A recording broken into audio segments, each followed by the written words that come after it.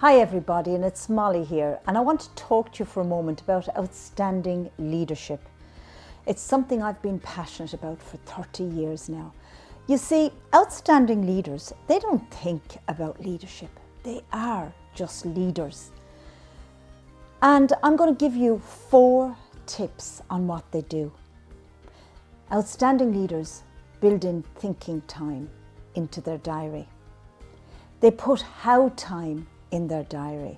How is not just about the why, but how are they going to exit that strategy? How are they going to make that big audacious goal happen? The third thing they do is they have a stop doing list.